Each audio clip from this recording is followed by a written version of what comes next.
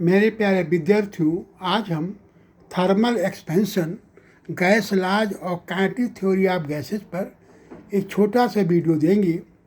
साथ ही में इसके बाद में हम थर्मामीटरी पर भी चर्चा करेंगे।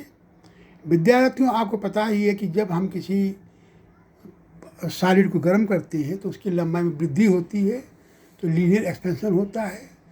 जब उसके एरिया में वृद्धि होती है, सुपरफिशियल एक्सपेंशन बोलते हैं उसको हैं। जब बालों में आपका एक्सपेंशन होता है तो उसको हम बालों एक्सपेंशन बोलते हैं।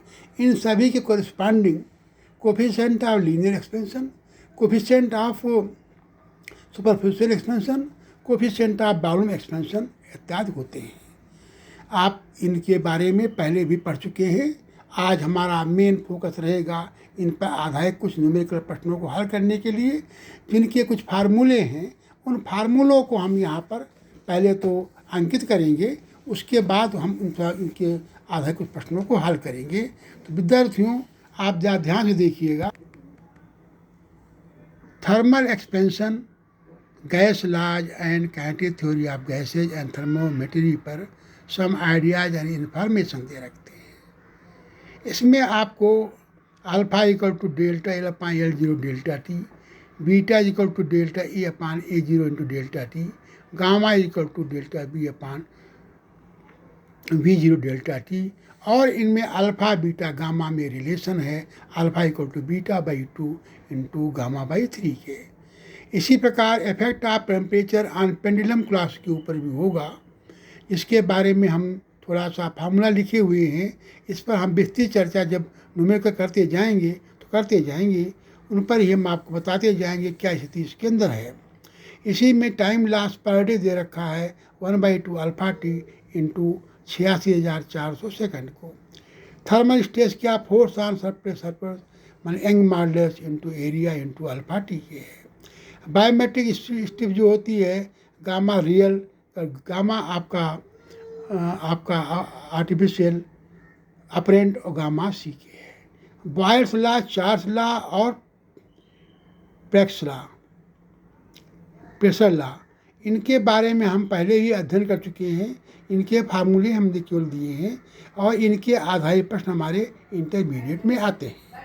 वंडर वाल्स इक्वेशंस आप स्टेट में भी एक फार्मूला दे रखा है जिसको नोट कर सकते हैं आप लोग हैं। काइनेटिक थ्योरी ऑफ गैसेज जो मोस्ट इम्पॉर्टेंट है, इस पर सवाल आते हैं। इनके फार्मूलों को आप लोग थोड़ा नोट कर लें और ध्यान रखें। जब इन प्रश्नों को हम आधारित प्रश्न हल करेंगे तो आपको हम बताते चलेंगे कि इनका क्या यूज है।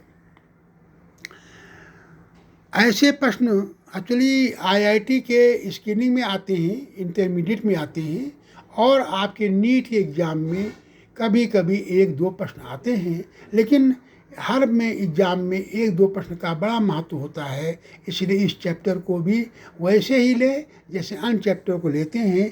पहला प्रश्न है, the difference between the length of a certain brass rod and that of a steel rod is claimed to be a constant at all temperature. Is this possible? Answer yes. The difference in length will remain constant if the increase is the same for both the rods at the all temperature, that is L length brass का और coefficient of expansion आपका brass का into delta T बराबर LS into alpha S into delta T के आर LB upon LS equal to NS upon LBK. Thus the coefficient, the difference between the lengths of a rods will be the same at all temperature if the lengths are in the inverse ratio of the linear expansion coefficient.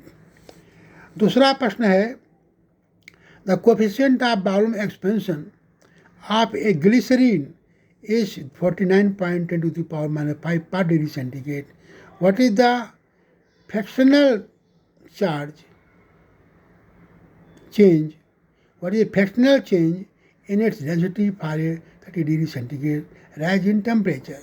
Simple formula आप utilise करेंगे, fractional change in density equal to fractional change in volume, that means gamma into delta T के।